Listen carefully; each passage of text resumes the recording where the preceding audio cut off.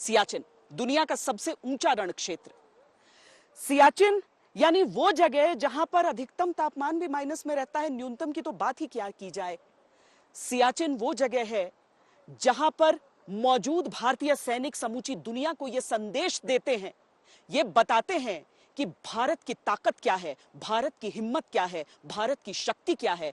और देश के सबसे उत्तरी सीमा पर, क्योंकि यहीं आगे इंदिरा कोल वो पॉइंट आता है जो भारत का सबसे उत्तरी हिस्सा है और उसी से लगता है सियाचिन। तो आज वंदे मातरम में जिस बॉर्डर की कहानी हम आपको सुनाने जा रहे हैं वो है सियाचिन।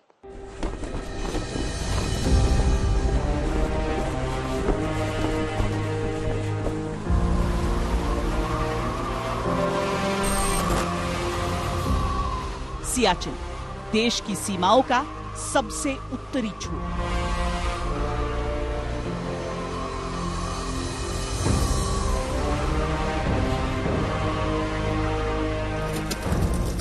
जहां तैनात रहना भी युद्ध लड़ने के बराबर है।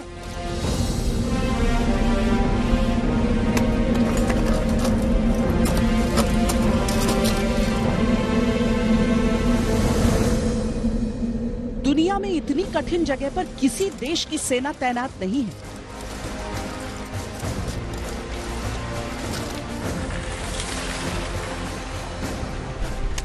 इससे ऊंची रणभूमि समूचे विश्व में कोई नहीं है।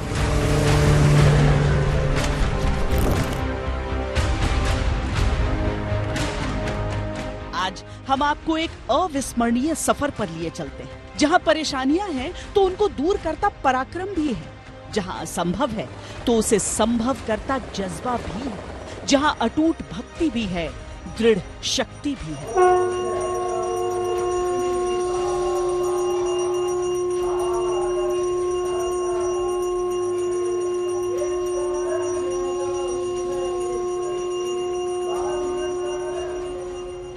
ग्लेशियर पर तैनाती से पहले सैनिकों को एक्लेमेटाइज होना पड़ता है, यानी उनके शरीर को जलवायु के अनुसार ढलना होता है।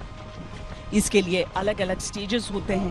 पहले कम ऑल्टीट्यूड वाली जगह, फिर उससे अधिक और फिर उससे अधिक ऊंचाई वाली जगह। हर जगह सैनिक 3 से 4 दिन बिताते हैं ताकि उनका शरीर ऑक्सीजन के कम लेवल के लिए एडजस्ट हो जाए।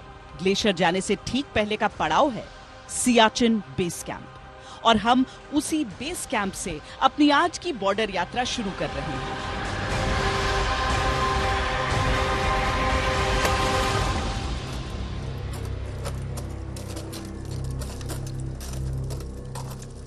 सुबह के 6 बज रहे हैं और सियाचिन बेस कैंप पर दिन की कार्रवाई शुरू हो चुकी है। जितने भी सैनिक यहाँ पर आते हैं ग्लेशियर में इंडक्शन के लिए, ग्लेशियर पर तैनाती के लिए, वो सब यहाँ पर अपनी ट्रेनिंग लेते हैं। दिन की शुरुआत यहाँ पर देखिए, सूरज भी चढ़ आता है सुबह सुबह और हमारे सैनिक भी निकल पड़ते हैं अपने काम पर। सबसे पहले इनकी वो ट्रेनिंग होगी जो इन्हें तैयार करेगी ग्लेशियर पर तैनाती के लिए। तो बड़ी संख्या में जितने हमारे योद्धा यहाँ ग्लेशियर पर रहते हैं वो सब यहाँ पहुंचते हैं। पहले सुबह एक रिपोर्टिंग की कार्रवाई होती है, जिसके बाद आगे रॉक क्राफ्ट और आइस क्राफ्ट की ट्रेनिंग शुरू। रॉक क्राफ्ट, आइस क्राफ्ट और स्नो क्राफ्ट और अवलांच रेस्क्यू जैसी ट्रेनिंग दी जाती है। उसके बाद अच्छे कपड़े और माउंटेन इक्विपमेंट से हर सैनिक सुसज्जित होता है। उसी के बाद फाइनली ट्रूप्स को पोस्ट के ऊपर इंडक्ट किया जाता है। ऑपरेशन मेघदूत की शुरुआत 13 अप्रैल 1984 को हुई।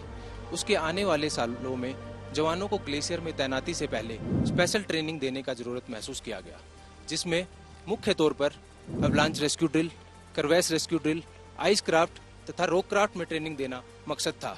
लगभग 12,500 फीट की ऊंचाई है इस सियाचिन बेस कैंप की, और यहाँ पर इन परिस्थितियों में भी 5 किलोमीटर के रन के साथ ट्रेनिंग का प्रारंभ होता है।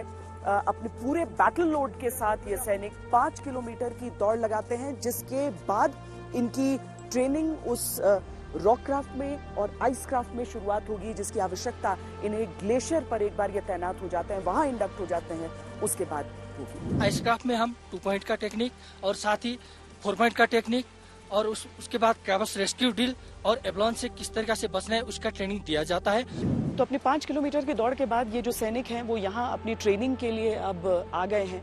सुबह सुबह ही देखिए यहाँ पर गर्मी के समय में, गर्मी के मौसम में जो धूप है वो बहुत तेज निकल जाती है और ये बहुत ही मुश्किल सा मौसम होता है जहाँ पर आपको ग्लेशियर से आती हुई ठंडी हवाएं भी रहती हैं, लेकिन चूंकि आप इतनी ऊंचाई पर हैं तो वो तेज धूप भी है।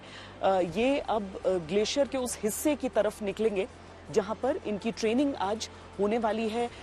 जितने हफ्ते इनके बीते हैं अब तक यहाँ पर इस ट्रेनिंग में, उसके अनुसार अलग अलग ग्रुप्स में, अलग अलग टुकड़ियों में इन सब की ट्रेनिंग यहाँ पर चलती है। प्रारंभिक तौर पर जब भी कोई स्टूडेंट हमारे पास स्कूल में आते हैं तो उनको शारीरिक और मानसिक तौर पर मजबूत बनाया जाता है। उसके बाद उनको रेस्क्यू ड्रिल्स के बारे में, आइस क्राफ्ट, रॉक क्राफ्ट तकनीक के बारे में बारीकी से सिखलाई प्रदान की जाती है। अंत में उनको ग्लेशियर की सतह पर अपने इक्विपमेंट्स के साथ कैसे हरकत करनी है उसके बारे में अनुभव प्रदान किया जाता है। जहाँ पर मैं इस समय खड़ी हूँ, मेरे पाँव के नीचे ग्लेशियर है। आपको यहाँ रेत और मिट्टी और साथ में पत्थर नजर आ रहे होंगे, लेकिन दरअसल अगर आप आसपास भी नजर दौड़ाएं तो ये एक पूरा पहाड़ों वाला इलाका है और दो पहाड़ी रेंजेस के बीच में से होता हुआ ये ग्लेशियर जब गुजरता है तो उसके ठीक ऊपर आपको एक ऐसी परत जरूर नजर आएगी। 3 हफ्ते की ट्रेनिंग और उसके बाद 3 से 4 महीने की डिप्लॉयमेंट सियाचिन के ग्लेशियर पर, अलग अलग पोस्ट जहां पर ये इसी तरीके से ट्रैक करते हुए आगे अपने अपने पोस्ट की ओर जाते हैं जब इनका ये ट्रेनिंग का जो समय काल है वो पूर्ण हो जाता है। हर वक्त पोस्ट पर जो है ग्लेशियर में वहाँ पे कई प्रकार के इन्वायरमेंट और ट्रेन संबंधी समस्या आती हैं, जैसे हेल्थ और टेरेन और क्लाइमेट। हेल्थ में क्या है, जो अपना ग्लेशियर में होता है वहाँ पे जो -60 डिग्री और अधिक ऊंचाई होने की वजह से ऑक्सीजन लेवल जो है बहुत कम हो जाता है। तो यहाँ पर ठंड में -60 तक जाता है। -60 डिग्री तक पोस्ट पर पहुँच जाता है टेम्परेचर। उसकी वजह से ऑक्सीजन लेवल बहुत कम हो जाता है, जिससे हमें वहाँ पर सांस लेने में और मोबिलिटी करने में बहुत दिक्कतों का सामना करना पड़ता है। Number 2, terrain. पोस्ट की जो ऊंचाई है वो 16,000 फीट से लेकर 21,000 फीट की ऊंचाइयों तक है, जिसकी जो है वहाँ पे पहुँचने के लिए कम से कम 4 से 18 दिन तक का टाइम लगता है। दूसरा, उसी के साथ साथ हमको कारावास और एवलांच से बहुत ज़्यादा खतरा महसूस रहता है।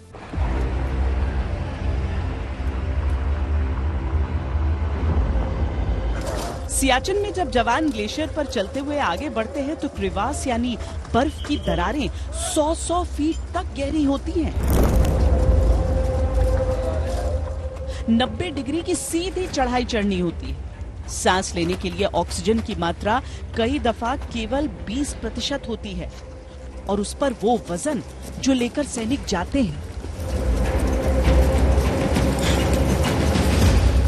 दुनिया में कोई सेना नहीं है जो ऐसी दुर्गम जगह पर बैठी है। इसकी जरूरत भी नहीं पड़ती भारतीय सेना को अगर पाकिस्तान जैसा पड़ोसी ना होता।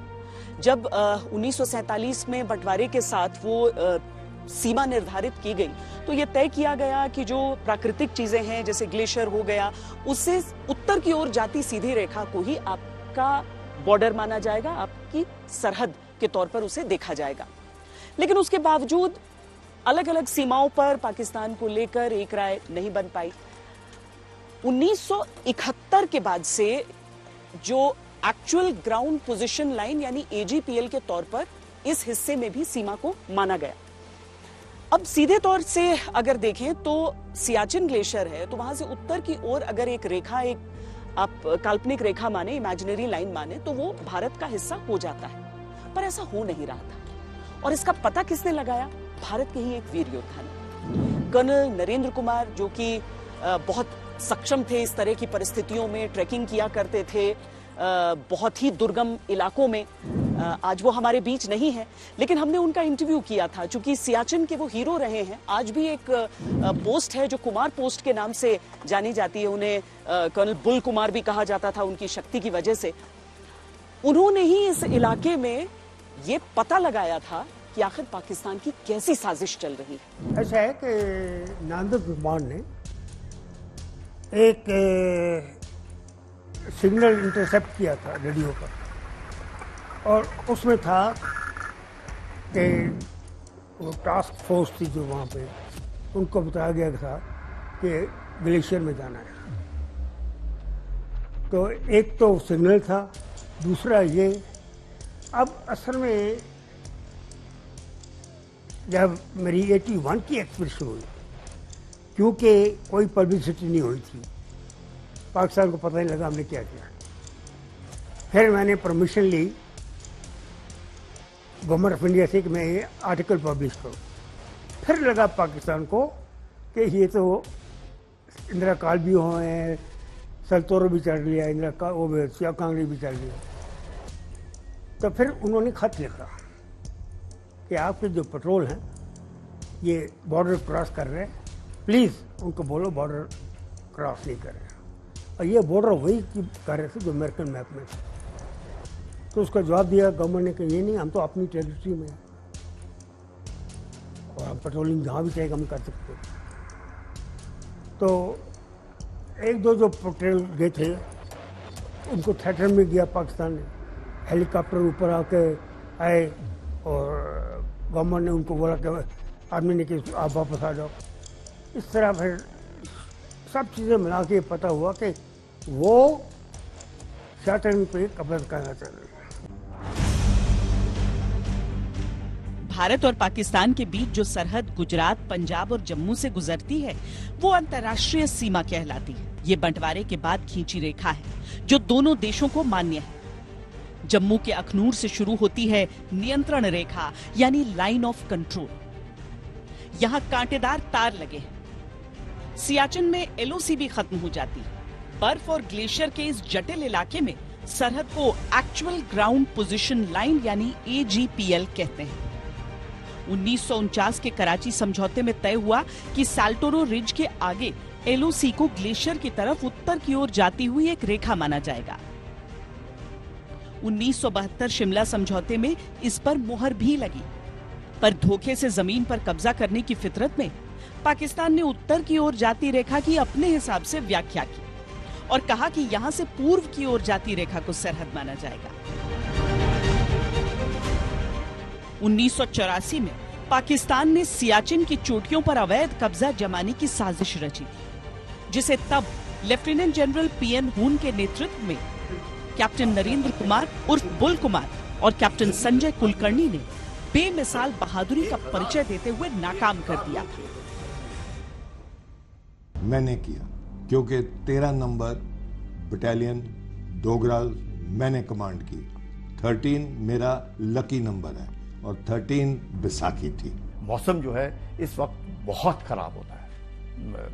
धुंध जैसे बोलते हैं, visibility absolutely zero, temperature -50, wind velocity तकरीबन 200 प्रति घंटा की स्पीड से विंड वेलोसिटी। और इस चीज को मद्देनजर रखते हुए हमने सोचा कि अगर हम 13 अप्रैल को कब्जा कर लें, क्योंकि बैसाखी का दिन है, अच्छा दिन होता है, अच्छा दिन माना जाता है। और ये कहना कि 13th जो है अनलकी डे है, वो हम लोगों के लिए तो बहुत अच्छा दिन माना जाता है बैसाखी का। इसलिए हम लोगों ने डिसीजन लिया कि 13 अप्रैल को जाकर के हम लोग सियाचिन को कब्जा करेंगे।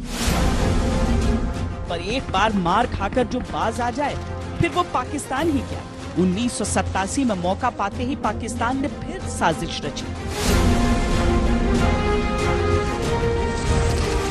और इस बार उसके अहंकार को चकनाचूर किया बाना सिंह नाम के चट्टान ने। ये वर्डिंग था उनका, माडा साहब का कहते बाना साहब, जो इस पोस्ट का नाम कायदे आज़म है। अभी इस पोस्ट का नाम आपके नाम से जाना जाए। जी हमने अपनी ड्यूटी को सरे अंजाम दिया है। हमने कोई बहादुरी, जहाँ कोई ऐसा काम नहीं किया है कि जो फौज नहीं करती है, उसमें उच्च अधिकारियों ने क्या सोचा है वो उन पर निर्भर है।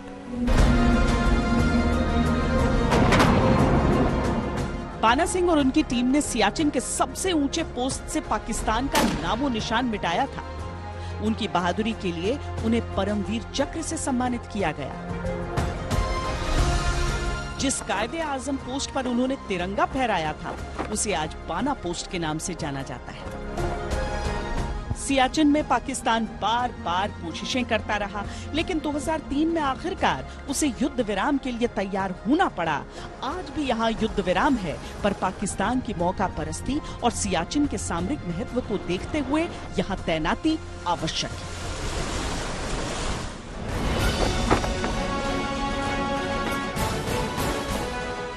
इसीलिए सियाचिन के इस बेस कैंप पर लगातार कोई न कोई योद्धा राष्ट्र रक्षा में दधीचि बनकर तैयार होता रहता है, आगे ग्लेशियर के लिए निकल रहा होता है।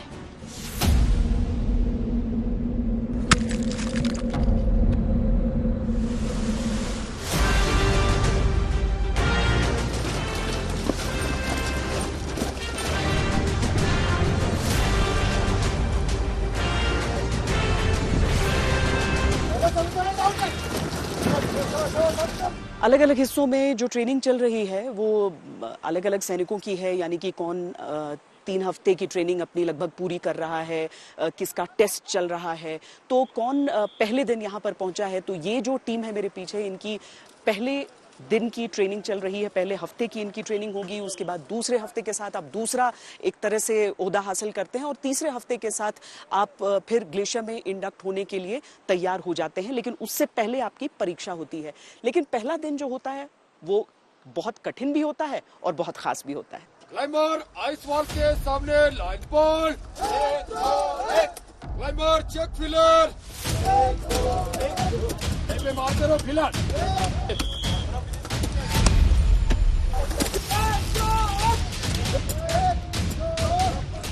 सैनिकों को न केवल परिस्थितियों के हिसाब से प्रशिक्षित किया जाता है, हथियारों की ट्रेनिंग दी जाती है, आइस क्राफ्ट और रॉक क्राफ्ट ट्रेनिंग दी जाती है, बल्कि ग्लेशियर के बारे में भी जरूरी जानकारी उन्हें मुहैया कराई जाती है।